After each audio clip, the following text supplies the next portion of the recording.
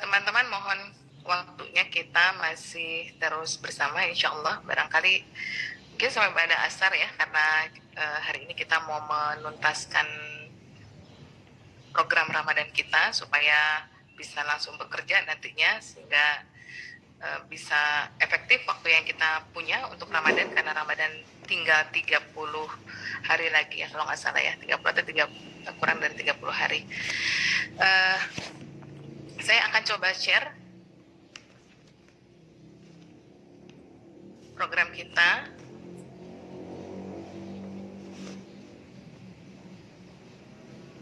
Mohon responnya, apakah sudah terlihat PowerPoint-nya? Belum. Belum. Nah, ini udah ya? Sudah belum? Belum. Udah ya? Oke. Iya, ya. Ini Terlihat. ya, baik.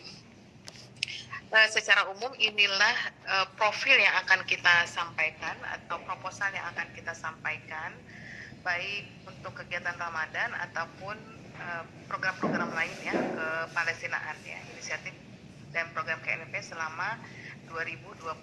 Saya akan sampaikan secara cepat saja ya. Tagline kita adalah bersama kembalikan senyum Palestina. Siapa kita? Kita adalah KNRP, Lembaga Kemanusiaan Indonesia, yang fokus untuk mengembangkan beragam program inisiatif dan program untuk perbaikan kehidupan rakyat dan pengungsi Palestina.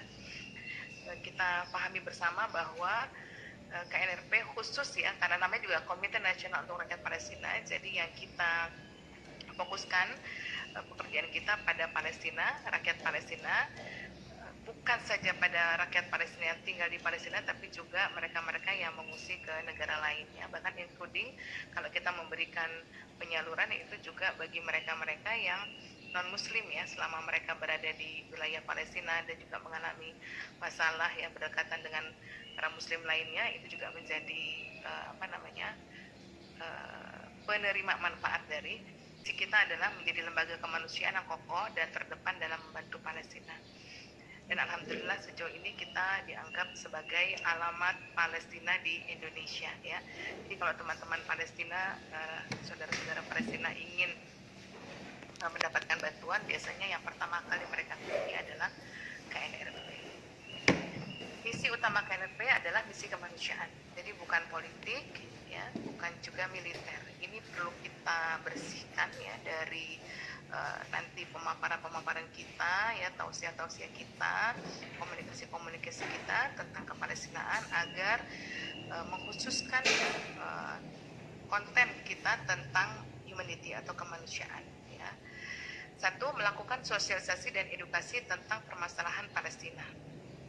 Itulah sebabnya maka setiap kali kita menyampaikan atau mengadakan sebuah agenda kepalestinaan, pasti akan kita kedepankan edukasi-edukasi terlebih dahulu sebelum nanti kepada fundraising. Karena tanpa edukasi, sepertinya masyarakat akan menganggap bahwa Palestina ini hanya sebuah isu politik saja, isu militer saja, ataupun bantuan yang dibutuhkan sifatnya hanya seasonal aja gitu ya, bukan sesuatu yang sifatnya daily ya. Padahal kebutuhan mereka kan sifatnya daily, harus senantiasa kita support kebutuhan harian mereka. Kemudian menggalang dukungan moral dan material dari berbagai elemen masyarakat ya. Menyalurkan bantuan kemanusiaan dari masyarakat untuk rakyat Palestina. Dan keempat, meningkatkan kualitas pengelolaan lembaga yang profesional, transparan, dan inovatif. Nah, untuk poin keempat ini, keprofesionalan tentu dilihat dari bagaimana kita mengelola ya, menyampaikan program-program kita kepada mitra-mitra atau kepada masyarakat luas ya. Dan masalah transparansi juga tidak menutup kemungkinan agar kita buka-bukaan atau memberikan informasi seluas-luasnya bagi mereka yang membutuhkan transparansi dari KNRP. Berapa angka yang akan kita terima atau yang sudah kita terima dari mitra-mitra kita atau dari para donatur, dari para muslimin, kemudian penyalurannya kepada apa, siapa dan bagaimana, itu akan kita coba berikan kepada mereka yang memang membutuhkan pelaporan itu. Tidak menutup kemungkinan bahwa ada sebagian muslimin, para donatur yang tidak mau namanya dipublish ya, baik yang sifatnya personil ataupun sifatnya kelembagaan. Kenapa? Karena ada beberapa yang menganggap bahwa infak sodakoh yang mereka berikan itu tidak perlu di blow up. Atau ada lembaga yang menganggap bahwa kurang nyaman ketika lembaga mereka terlihat ya secara kasat mata memberikan bantuan kemanusiaan kepada Palestina, karena bagaimanapun kadang dalam isu-isu politik ya Palestina sering kali dilibatkan pada hal-hal yang tidak enak ya. Kasus ini terjadi kepada JNE ya. JNE itu sempat terang-terangan mempublikasikan bahwa keuntungan mereka ya, keuntungan bisnis mereka berikan untuk Palestina, dan kemudian beberapa waktu berikutnya JNE mengalami ujian yang luar biasa ya, ada tekanan ya, black campaign dan lain sebagainya ya untuk menjatuhkan perusahaan JNE ya. Nah ini yang ketika nanti kita membuka file ya untuk transparansi kepada masyarakat atau perusahaan, kita tanyakan dulu kepada orang tersebut atau kepada lembaga tersebut, apakah mereka keberatan jika masyarakat luas melihat ada nama mereka tercantum di laporan-laporan kita, atau mereka justru menginginkan nama mereka dicantumkan dalam laporan-laporan kita ya. Kemudian inovatif, sampai sejauh ini alhamdulillah program-program edukasi kita lebih variatif ya, dan sangat beragam ya. Bahkan kemarin ya untuk pekan ya Palestina, pekan Baitul Maqdis yang secara nasional itu digaungkan ya di seluruh dunia, kita juga menyajikan berbagai macam program yang sepertinya sejauh mata memandang ya dan mengamat, kita lihat belum ada lembaga-lembaga lain yang punya program yang begitu banyaknya ya, program edukasi yang begitu banyaknya dari mulai anak-anak sampai orang dewasa. Bahkan juga program-program tersebut tidak menutup kemungkinan juga diikuti ya, dinikmati oleh mereka-mereka yang non muslim. Bagaimana KNP melaksanakan inisiatif untuk rakyat Palestina? KNP melakukan rangkaian kegiatan sosialisasi, edukasi terkait sejarah, fakta, dan isu terkini tentang Palestina. Konten-konten KNP, baik pusat ataupun sampai kepada wilayah, ya banyak sekali menyajikan informasi-informasi update berita tentang Palestina. Bukan hanya untuk donasi Palestina. Kita ingin agar ketika masyarakat membuka media sosial kita, masyarakat mendapatkan pencerahan tentang berita-berita Palestina yang update. Tentu saja kita memastikan bahwa berita yang kita ambil, berita yang kita adopt itu adalah berasal dari media-media yang benar ya, media-media yang valid ya, dan dari teman-teman pusat sudah menentukan beberapa media-media yang boleh dijadikan sebagai sumber ya bagi kita mencari informasi tentang Palestina ya. Kemudian bagaimana KNP melaksanakan program untuk rakyat Palestina? Nah ini proposal ini nanti nanti akan saya perbaiki sedikit, saya share di dalam grup-grup. Teman-teman kalau mau bawa proposal ini kepada perusahaan atau kepada para agria ya dan lain sebagainya, ini efektif sekali untuk memperjelas ya, menyampaikan, memberikan gambaran seperti apa sesungguhnya KNRP itu sendiri. KNP memiliki fokus program untuk rakyat Palestina dalam 2 rumpun utama. Yang pertama, respon program ya.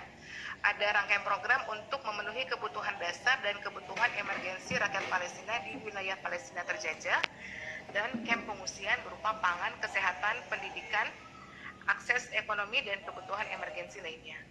Nah artinya ini kebutuhan dasar yang harus terpenuhi dan tidak bisa dibadal, tidak bisa digantikan.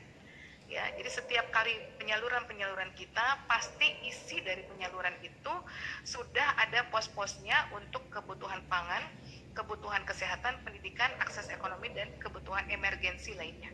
Termasuk salah satu kebutuhan emergensi jika terjadi sebuah masalah ya, misalnya ada serangan dan sebagainya, kemudian jatuh korban, itu kita masukkan ke dalam kebutuhan emergensi. Ini tidak bisa digantikan ya. Ini tidak bisa digantikan, ini harus kita penuhi setiap penyalurannya atau setiap waktu. Kemudian future program adalah rangkaian program yang bersifat kebutuhan jangka panjang, seperti merenovasi atau membangun infrastruktur sarana bagi keluarga dan komunitas rakyat Palestina di wilayah Palestina terjajah atau di kamp pengungsian ya. Contohnya misalnya di Libanon dari 12 mukhayamat kita sudah mendirikan klinik-klinik di 7 mukhayamat ya, berarti masih sisa 5 mukhayamat lagi yang belum kita bangun kliniknya ya.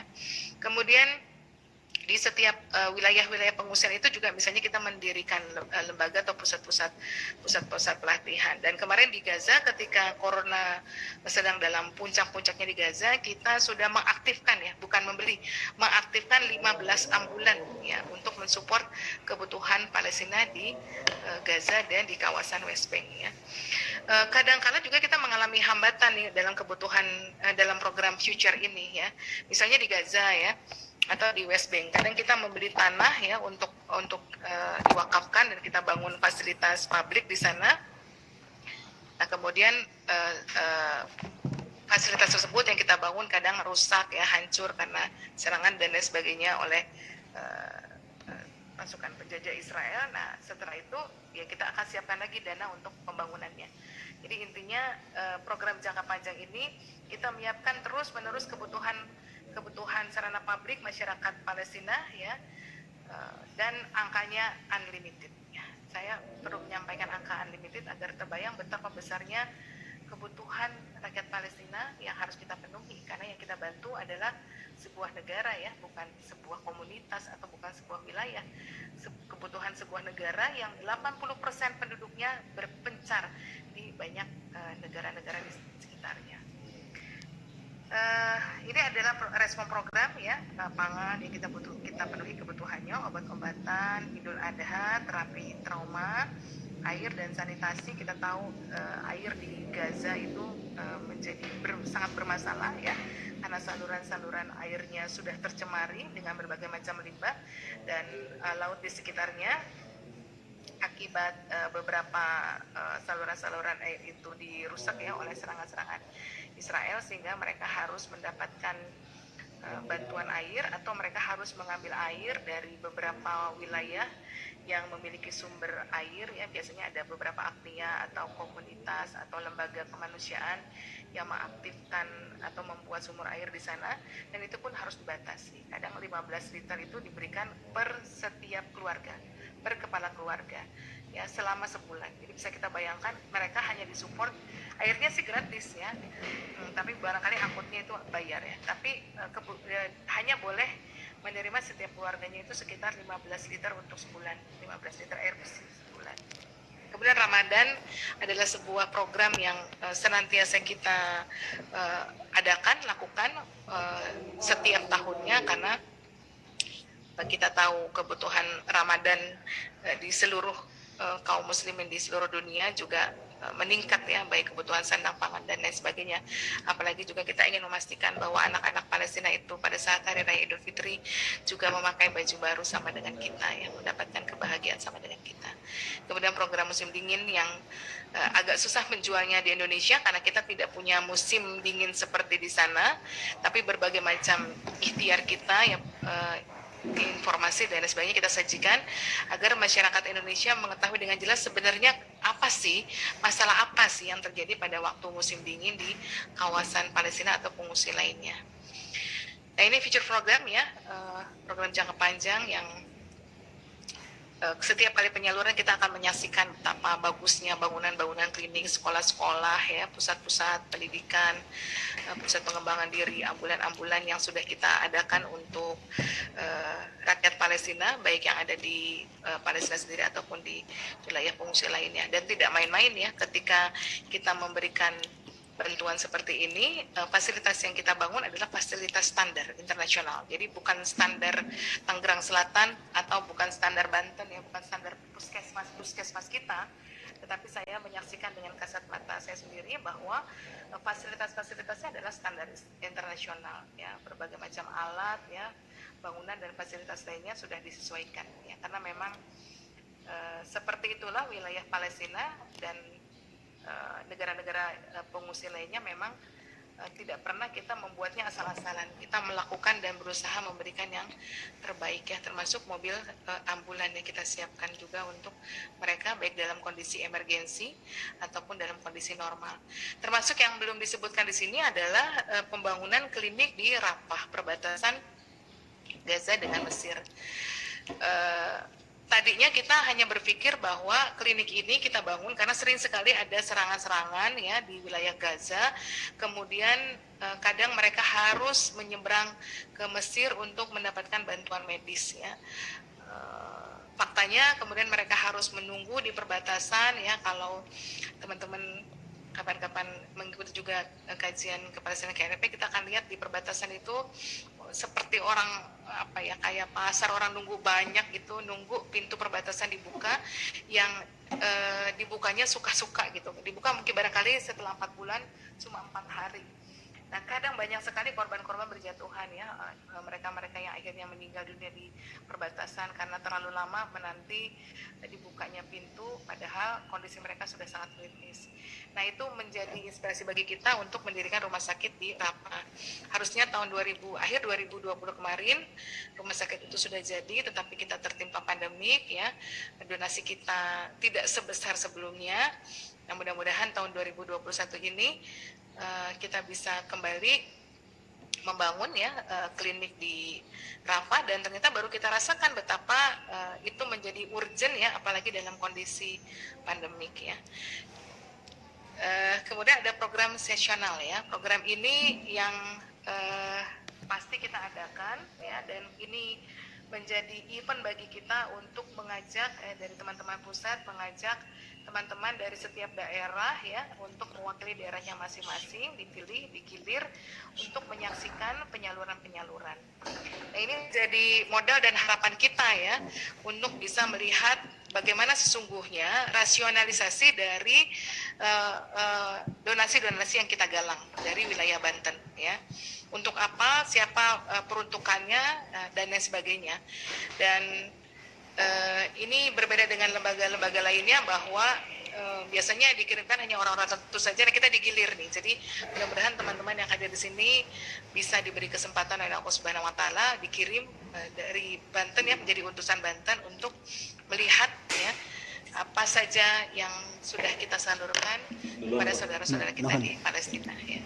Nah, ini sebenarnya ada tambahan satu ya, ini program emergensi ya, ketika ada serangan dan lain sebagainya, jatuh korban dalam jumlah yang banyak, biasanya kita secepatnya H+1 atau H+2 sudah memberikan bantuan kepada Palestina. Salah satunya di respon program ini ada program pembebasan para tawanan-tawanan ya. Ini tidak kita sembunyikan sebenarnya tawanan-tawanan itu karena isu dan berita-berita tawanan di West Bank ya, khususnya di West Bank dan di Gaza ini isu yang terbuka ya. Setiap hari hampir sering terjadi kasus penangkapan, baik bagi wanita ya, anak-anak, orang tua, dan seringkali tanpa alasan yang jelas ya, sehingga kadang-kadang kita perlu ya menyalurkan dana kita, memberikan bantuan untuk membebaskan beberapa orang yang kita anggap memang perlu dibebaskan ya, karena amanah misalnya kepala keluarga ya, atau kasusnya tidak jelas ya. Nah, jadi itu juga menjadi program respon kita ya untuk kondisi-kondisi yang harian ya. Nah, untuk program Ramadan biasanya ini yang akan kita salurkan. Nah, ini nanti mohon disampaikan kepada para muslimin, para donatur. Biasanya kita mengirimkan paket untuk buka puasa bersama ya, di baik buka puasa di kawasan Baitul Maqdis, Al-Aqsa, ataupun buka puasa di wilayah-wilayah lainnya ya. Kemudian 750 paket bingkisan lebaran ya kepada anak-anak yatim. Kemudian ada juga paket santunan para penghafal Quran ya. Kita bekerja sama dengan mitra-mitra rumah-rumah Quran di setiap wilayah pengungsian dan juga Palestina ya, sehingga kita ingin memastikan bahwa anak-anak atau para penghafal Quran itu mendapatkan bantuan ya dari kita, support dari kita secara maksimal ya. Kemudian ada juga paket sembako ya. Biasanya paket sembako ini dikirimkan kepada keluarga-keluarga. Karena juga ada uang tunai yang kita berikan ya, tidak berupa paket-paket itu. Jadi kita datang ke rumah-rumah, sudah ada datanya karena mitra itu memberikan data kepada kita, ini yang keluarga ini yang akan menerima paket buka puasa, kemudian daerah ini dia akan menerima bingkisan lebaran, daerah ini atau lingkungan ini adalah lingkungan para penghafal Quran, maka dia akan mendapatkan santunan dan seterusnya. Tapi ada juga keluarga-keluarga yang kita beri uang cash ya, untuk biasanya itu ada case-case khusus ya, ada kasus-kasus tertentu, misalnya ada salah seorang dari mereka yang kakinya harus diamputasi gitu ya, atau ada salah satu penghuni dari rumah mereka yang punya penyakit ya yang sudah sangat kritis ya, dan belum mendapatkan bantuan dari banyak lembaga. Nah, biasanya kita memberikan bantuannya dalam bentuk uang tunai. Nah, ini program kurban, saya skip saja. Ini program musim dingin yang sudah kita kemarin kita launching ya, dan sudah kita tutup ya program musim dingin ini secara resmi. Bantuannya tadi sudah disampaikan ya, angkanya sekian. Dan bantuan ini juga akan sama nih pada tahun-tahun berikutnya juga akan seperti ini, karena memang inilah yang dibutuhkan setiap musim dinginnya ya. Nah, ini program Ramadan Bapak Ibu sekalian, teman-teman sekalian, ini program Ramadan. Ini program Ramadan 1422 Hijriah. Yang pertama, kita tetap akan mengadakan Safari Say ya, pilihannya offline dan online ya. Bentuknya bisa daurah Quran, salat Al-Fatihah ya, atau juga pemaparan-pemaparan tentang Palestina, Baitul Maqdis dan lain sebagainya. Tetapi offline atau online-nya pertama tergantung pada wilayah masing-masing. Apakah wilayah tersebut masuk ke dalam zona hijau, zona merah, atau zona kuning? Ya, jangan sampai kita mengadakan sebuah acara ternyata di wilayah yang memang belum kondusif untuk kita adakan kajian. Ya. Apakah masjid-masjid di sana sudah siap untuk mengadakan sholat tarawih misalnya secara offline? Apakah pemerintah setempat mengizinkan kita untuk menghadirkan baik secara offline ataupun secara online? Ya, apakah masjid tersebut bisa diakses oleh jaringan internet? Ya, karena offline dan online mungkin saja kita lakukan. Misalnya gini, ini salah satu contoh, ada sebuah masjid jamaahnya sudah jalan nih, sudah hidup selama beberapa bulan terakhir ini. Kemudian kita menghadirkan syekhnya secara online, tapi kita menghadirkan Ustadz Ucup misalnya sebagai mutarjim secara offline. Nah, tentu kan kita butuh, ini ditayangkan dengan Zoom. Nah, kita butuh memastikan apakah jaringan internet di tempat tersebut bagus ya.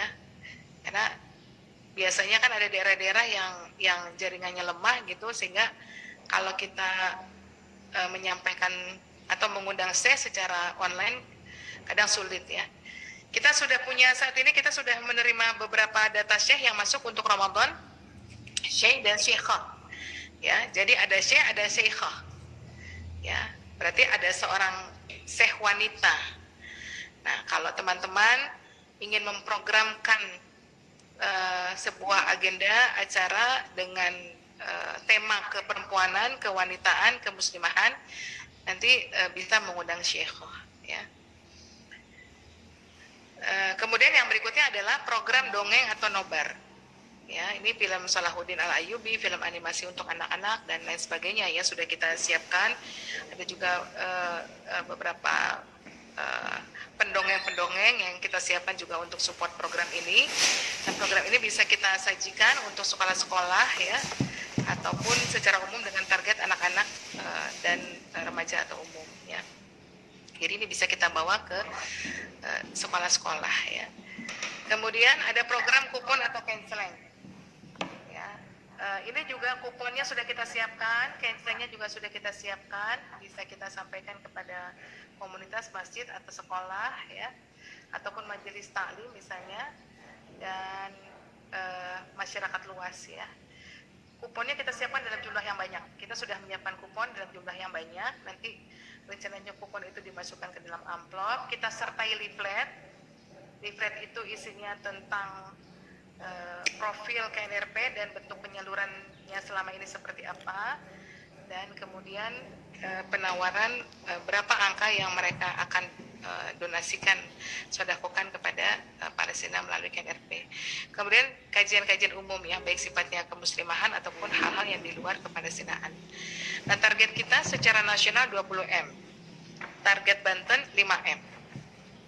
Saya optimis insya Allah Banten bisa mencapai targetnya, karena di hadapan saya insya Allah ada para Ustadz dan Asatizah yang punya semangat yang luar biasa ya untuk bisa mengawal program Ramadan ini, dan peluang kita masih terbuka lebar. Kemarin kita bertemu dengan Harpa ya, saya close dulu ya. Kemarin kita bertemu dengan Harpa, dan Harpa sudah sudah